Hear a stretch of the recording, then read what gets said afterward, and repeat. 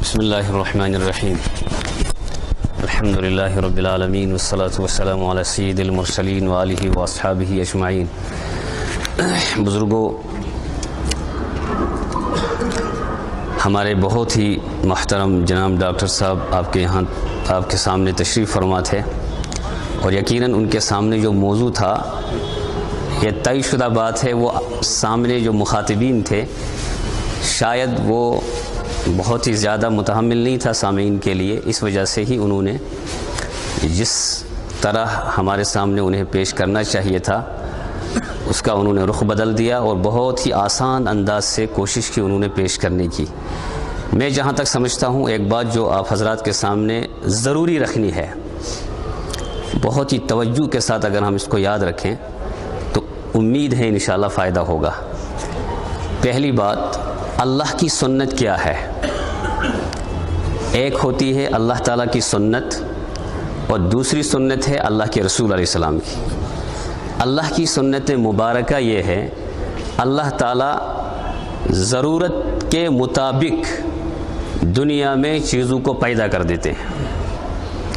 اس کی آسان سی مثال، جب آپ کتابیں پڑھیں گے یا کائنات کا مشاہدہ کریں گے، وہاں پر آپ کو ملے گا ریگستان اور صحراؤں میں بارشیں کم ہوتی ہیں، اس کے برعکس جنگلات میں بارشیں زیادہ ہوتی ہیں۔ اس کی وجہ کیا ہے؟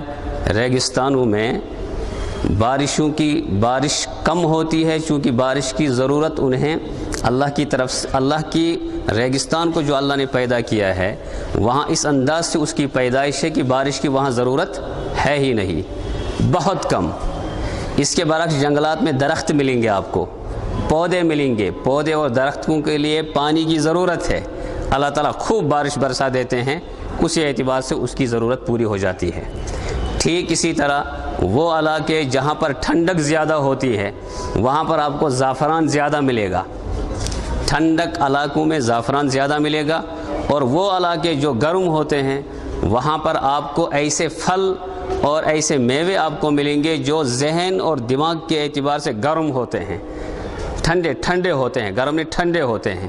یہ اللہ کی طرف سے نظام ہے، ضرورت کے تحت چیز کی پیداوار۔ ٹھیک اسی طرح اللہ تعالیٰ نے کائنات میں جب انسان کو پیدا کیا، انسان کے اوپر بھی یہ چیز طاری کر دی کہ انسان ضرورت کے اعتبار سے اللہ کے احکام کو دنیا میں نافذ کرے اور اس کی تفصیل کرتے رہے، بہت پیچھے جانے کی ضرورت نہیں ہے۔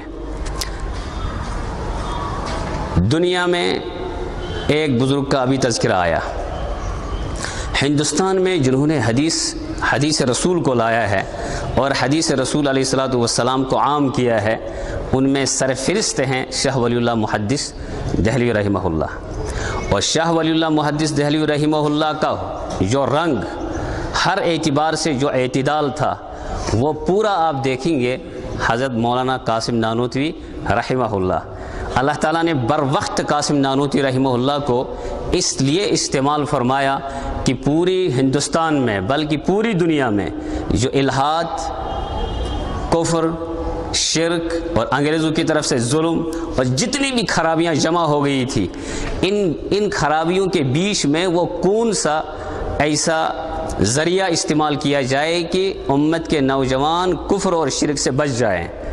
تو حضرت مولانا قاسم نانوتوی رحمۃ اللہ علیہ نے بہت غور و فکر کے بعد، اجتہادی صلاحیت تو اللہ نے پہلے سے انہیں نوازی تھی، اللہ تعالیٰ کی طرف سے علم کا بھی، ادھر سے اجتہادی صلاحیت بھی، تو مولانا قاسم نانوتوی رحمہ اللہ نے مشورے کے بعد دارالعلوم دیوبند کو قیام میں لایا اور دارالعلوم دیوبند کی بنیاد ڈالی، جو دارالعلوم دیوبند آج سے پہلے 160 سال وجود میں آیا، آج تک برقرار ہے۔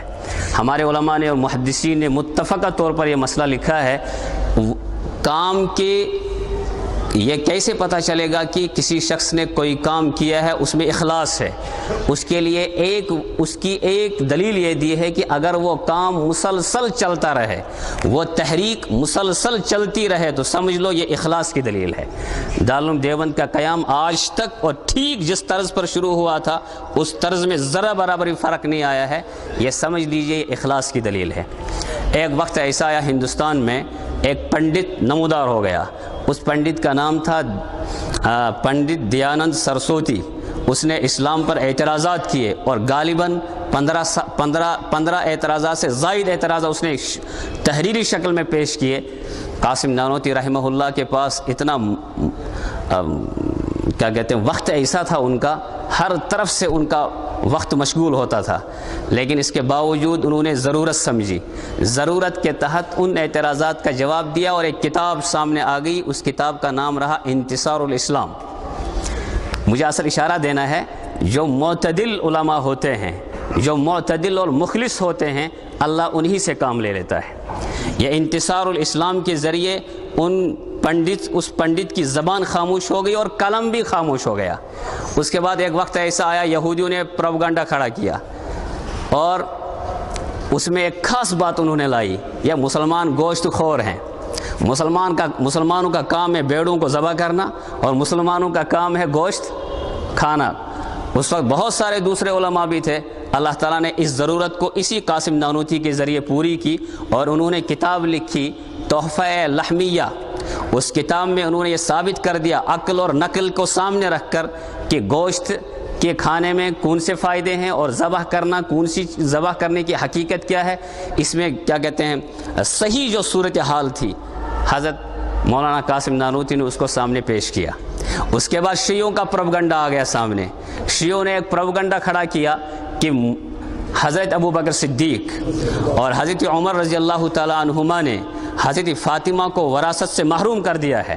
उन्होंने प्रोपगंडा खड़ा कर दिया कि तबूक की ज़मीन में जो हिस्सा था, उस हिस्से से हज़रत फ़ातिमा को अब महरूम करने वाले लोग कौन हैं, अबू बकर और हज़रत। यह कितना बड़ा बहतान है। उस वक्त बहुत सारे लोग खड़े हो सकते थे इसका जवाब देने के लिए। हज़रत मौलाना कासिम नानूती रहमहुल्लाह को अल्लाह ने इस्तेमाल फरमाया और बाज़ाब्ता किताब लिखी और किताब में उसका जवाब दे दिया। जवाब ये दे दिया कि हमारा अकीदा है और उम्मत मुस्लिमा का अकीदा है कि अल्लाह के रसूल कब्र मुबारक में हयात हैं और जो शख्स हयात होता है उसकी वरासत जारी नहीं होती वारिसों में। एक इंसान जब मर जाएगा, मरने के बाद उसकी वरासत जारी होती है। अल्लाह का नबी तो कब्र में ज़िंदा है। और याद रखिएगा एतिदाल, अभी आपने सुना वहदतुल वजूद और वहदतुल शुहूद के सिलसिले में जो एतिदाल में कमियां आ गई हैं और इफ़रात और तफरीद के लोग शिकार हो गए, ठीक इसी तरह हयातुन नबी के सिलसिले में भी उम्मत मुस्लिमा इफ़रात और तफरीद की शिकार हो गई। एक नुक्ते नज़र उम्मत में यह फैल गया कि अल्लाह के नबी का तो कब्र मुबारक से कोई ताल्लुक़ नहीं है, वहाँ तो है ही नहीं, नौज़ुबिल्लाह। और एक नुक्ते नज़र ये हुआ, आप कहते हैं वहाँ नहीं है, वो तो हाँ वो तो हर जगह है, जहाँ भी आप जाओ वहाँ आपको मिलेंगे। ये याद रखिएगा, इसी का नाम है इफ़रात और तफरीद। उम्मत मुस्लिमा का, मुहद्दिसीन का, फुक़हा का, सहाबा का यह अकीदा है जो हम तक उलमा ने, मुअतदिल उलमा ने पहुँचाया, खुसूसन शाह वलीउल्लाह के सिलसिले से चलने वाले उलमा। उन्होंने ये बताया कि अल्लाह के नबी कब्र मुबारक में हयात हैं, आप यहाँ से दुरूद भेजेंगे, फ़रिश्ते वहाँ पर पहुँचाएंगे।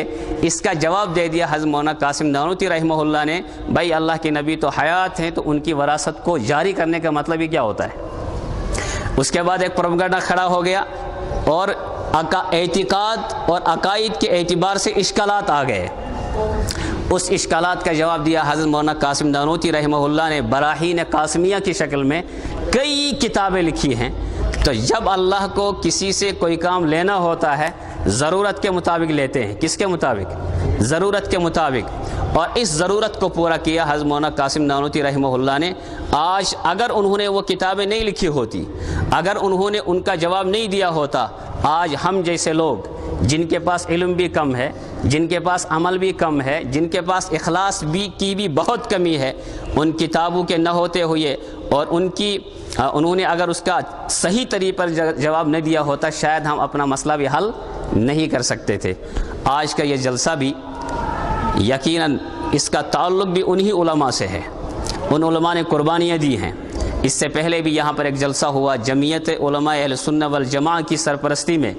ये भी उनसे कोई अलग चीज़ नहीं है और इसका भी मकसद ठीक वही है कि उम्मत मुस्लिमा में इत्तिफाक आ जाए, इत्तिहाद आ जाए और कोई एक दूसरे से दूर न रहे। एतिकादी इत्तिफाक, अमली इत्तिफाक और कौली इत्तिफाक और इल्मी इत्तिफाक, हर एतबार से एक आदमी समझे किसी चीज़ को, उसके बाद वो दूसरों के सामने पेश करे। یہ مجھے ضروری بات عرض کرنی تھی۔ دوسری بات یہ جو آپ سے عرض کرنی ہے وہ یہ ہے کہ علماء دیوبند کا خاص نقطہ نظر کیا ہے، یہ سامعین کو ذہن میں رکھنا چاہیے۔ خاص نقطہ نظر یہ ہے، چاہے وہ عبادات کے سلسلے میں ہوں، چاہے وہ معاملات کے سلسلے میں ہوں، چاہے وہ عقائد کے سلسلے میں ہوں، وہ خاص نقطہ نظر یہ ہے اعتدال۔ اگر ایک شخص اعتدال سے ہٹ گیا، سمجھ لیجئے کہ وہ علماء دیوبند کے نظریے سے متفق نہیں ہے۔ یہ حیات النبی کا مسئلہ ہو، نور اور بشر کا مسئلہ ہو، اور عبادات میں طریقے کا مسئلہ ہو، ہر جگہ اعتدال کی ضرورت ہے۔ اور یہ شاہ ولی اللہ محدث دہلوی نے پیچھے سے یہ اصول دے دیے ہیں، جس اصول کو اپنایا علماء دیوبند نے، ہمیں بھی ان اصولوں پہ کیا رہنا چاہیے؟ قائم۔ یہ اعتدال کیا چیز ہوتی ہے؟ اعتدال کا مطلب یہ ہے، علامہ اقبال رحمہ اللہ سے پوچھا کسی نے، یوں ہی کسی نے پوچھ لیا، حضرت آپ کا تعلق علماء دیوبند سے ہے، مثلا علامہ کشمیری سے علامہ اقبال کا ایک تعلق تھا، کتنا تعلق تھا آپ تعجب کریں گے۔ انہوں نے یہ کہا کہ پوری دنیا میں دو عالموں کو تسلیم کرتا ہوں، چونکہ علامہ خود علامہ تھے۔ انہوں نے فرمایا ایک میں سید سلیمان ندوی کو اور علامہ انور شاہ کشمیری کو میں تسلیم کرتا ہوں، اور علامہ کہتے ہیں کہ میری سمجھ سے باہر ہے۔ یہ علامہ کشمیری چٹائی کے اوپر بیٹھ کر حوالے جو کتابوں کے دیتا ہے، یہ میری سمجھ سے باہر ہے۔ علامہ اقبال کہتے ہیں، یہ علامہ اقبال بغیر داڑھی کے علامہ کشمیری کے پاس گئے۔ اعتدال کی بات میں عرض کر رہا ہوں، اعتدال علماء دیوبند کا اہم ترین اصول ہے۔ اگر اس اعتدال سے آپ اور ہم ہٹ گئے، علماء کی جماعت اگر ہٹ گئی اور ہمارے ساتھی اگر اس نقطۂ نظر سے ہٹ گئے، پھر وہ اعتدال باقی نہیں رہے گا۔ پھر وہی اعتراض ہم پر بھی آئیں گے جو اعتراض باقی لوگوں پر ہم لوگ کرتے ہیں۔ اعتراضات سے بچنے کے لیے شرط اول ہے تقریر میں اعتدال ہو، علم کو پیش کرنے میں اعتدال ہو، اور کسی موضوع کو بیان کرنے میں ہمارے یہاں اعتدال ہو، تو اور دعوتی نقطۂ نظر میں خاص کر اس کا خیال رکھنا ہے۔ علامہ اقبال کی داڑھی نہیں تھی۔ اب یہ داڑھی کیوں نہیں تھی؟ آج کا ایک نوجوان کہتا ہے مجھے داڑھی رکھنی ضروری نہیں ہے چونکہ علامہ اقبال کی داڑھی، یہ اتنا بھونڈا کیا کہتے ہیں جواب ہے، اتنا غلط جواب ہے۔ اس نوجوان کو سمجھنا چاہیے کہ میں کیا غلطی کر رہا ہوں۔ لیکن علامہ اقبال آئے علامہ کشمیری کے پاس، دروازے پر کھڑے ہیں، اندر سے علامہ کشمیری نے محسوس کیا اقبال اندر نہیں آ رہا ہے، شاید میری داڑھی کی وجہ سے وہ شرما رہے ہیں۔ اب ایک صورت یہ تھی، بھائی تم داڑھی نہیں رکھ رہے ہو، تم جہنمی ہو نعوذ باللہ، تمہیں تو داڑھی رکھنی چاہیے، تمہیں داڑھی کے بغیر مسجد میں آنا نہیں چاہیے۔ علامہ اقبال مسجد میں نہیں جا رہے تھے، علامہ اقبال علامہ کشمیری کے کمرے میں جا رہے ہیں۔ تو علامہ کشمیری نے فرمایا اقبال شرمانے کی ضرورت نہیں ہے، لوگ تمہیں ہدیہ دیتے ہیں داڑھی نہ ہونے کی بنا پر، مجھے داڑھی کی وجہ سے دیتے ہیں، آ جاؤ۔ پھر اندر آ گئے اور گھنٹوں علم کلام پر انہوں نے بحثیں کی۔ اس کے بعد کہا علامہ کشمیری کے پاس ایسے حوالے موجود ہیں جو میری سمجھ سے بھی کیا ہیں، باہر ہیں۔ یہ دعوتی نقطۂ نظر بھی ایک علماء کے پاس ہونا چاہیے کہ عوام کو کس طرح ہم دعوت پہنچائیں، اور ٹھیک باقی فرائض کی طرح دعوت بھی فرض ہے، اور دعوت کے لیے شرط ہے ادعو الی ربک بالحکمۃ والموعظۃ۔ ہمارے ایک بہت بڑے محقق بہت اچھی بات کہتے ہیں اعتدال دعوت و تبلیغ میں۔ جب گشت کرنے کوئی آتا کہتا 40 دن، اس کے بعد مشورے میں 40، 4 مہینے، 3 دن اور 10 دن۔ قرآن کریم کے اس آیت کی روشنی میں وہ یہ کہتا ہے کہ تبلیغ والوں پر لازم ہے وہ امت کو اعمال پر کھڑا کریں، ادعو الی سبیل ربک بالحکمہ، حکمت اور موعظت حسنہ کے ذریعے۔ اس کے بعد مسئلہ ہے دعوت کے جڑنے کے بعد جو اعمال پر کھڑا ہو گیا کہ اس کے پاس علم بھی ہے یا نہیں۔ اس کے بعد قرآن کہتا ہے اگر ان لوگوں پر کوئی اعتراض کرتا ہے تو علماء پر لازم ہے وجادلہم باللتی ہی احسن، ان کو علمی دلائل کے ذریعے سمجھائیں، اور وہ علمی دلائل ایسے ہوں کہ لڑائی نہ ہو، اختلافات نہ ہوں، بلکہ حکمت کے ساتھ ان تک علمی دلائل کے ذریعے اصل بات کو واضح کر دیا جائے۔ بس گزارش یہ ہے اعتدال کو سامنے رکھ کر ہم سنیں بھی، بولنے والا اعتدال ہی کو سامنے رکھ کر بولے، چونکہ ہم اگر اس سے ہٹ گئے تو شاید تمام چیزوں میں بگاڑ پیدا ہو سکتا ہے، اور یہ تو قرآن کا حکم ہے، یہ تو قرآن کا حکم ہے۔ قرآن کریم ایک موقع پر کہتا ہے، امت کے ہر نوجوان کو مخاطب کر کے کہتا ہے کہ جب تم زمین پر چلو، اب زمین پر چلنے کے کئی طریقے ہیں، ایک ماروتی میں ہے، ایک بائک پر ہے، اور جناب والا جس طرح کی بھی گاڑیاں ہوں گی، اور ایک آدمی پیدل چل رہا ہے۔ قرآن کریم نے اصول دے دیا اعتدال کس طرح قائم رہے گا، وَلَا تَمْشِ فِي الْأَرْضِ مَرَحًا وَلَن تَخْرِقَ الْأَرْضَ وَلَن تَبْلُغَ الْجِبَالَ طُولًا۔ اللہ تعالیٰ کہتے ہیں کہ جب تم چلو گے پاؤں سے، یا گاڑی میں چلو گے، یا بائک پہ چلو گے، سپیڈ اتنی تیز رکھنا کہ اس میں اعتدال ہو۔ وَلَن تَبْلُغَ الْجِبَالَ طُولًا، آپ اتنا تیز چل رہے ہو کہ آپ پہاڑوں کو کیا آپ چوٹیوں پر چڑھو گے؟ اللہ کہتے ہیں چوٹی پہ کبھی نہیں چڑھ سکتے۔ وَلَن تَخْرِقَ الْأَرْض، آپ تیز چلنے کی وجہ سے کیا زمین کو پھاڑ سکتے ہو؟ اللہ کہتے ہیں بالکل نہیں کر سکتے ہو۔ اللہ اشارہ دے رہے ہیں عالم کو بھی، عوام کو بھی، نوجوان کو بھی، کہ ہر کام کرو تو اعتدال کے ساتھ۔ کس کے ساتھ؟ اس کے بعد جو آپ کے سامنے تشریف لائیں گے وہ تو پہلے سے ہی معتدل ہیں الحمدللہ، ہمارے رفیق محترم مفتی قاضی عمران صاحب ہیں، ان کے لیے کون سا موضوع ان کا انتخاب ہے وہ وہی جان سکتے ہیں۔ وہ تشریف لائیں گے ہمارے سامنے، اپنے اس موضوع کے تحت جو بھی انہیں عرض کرنا ہے وہ عرض کریں گے۔ بولنے والا یاد رکھیے زبان چلاتا ہے، اصل بلوانے والے کون ہیں؟ اللہ ہیں۔ اللہ بلوائیں گے، لیکن بولنے والے کے لیے شرط ہے وہ اخلاص کے ساتھ بولے، اس کا اثر انشاءاللہ عوام پر پڑے گا، اور اس کے بعد آہستہ آہستہ خرابیاں انشاءاللہ دور ہو جائیں گی۔ محترم مفتی صاحب تشریف لائیں گے۔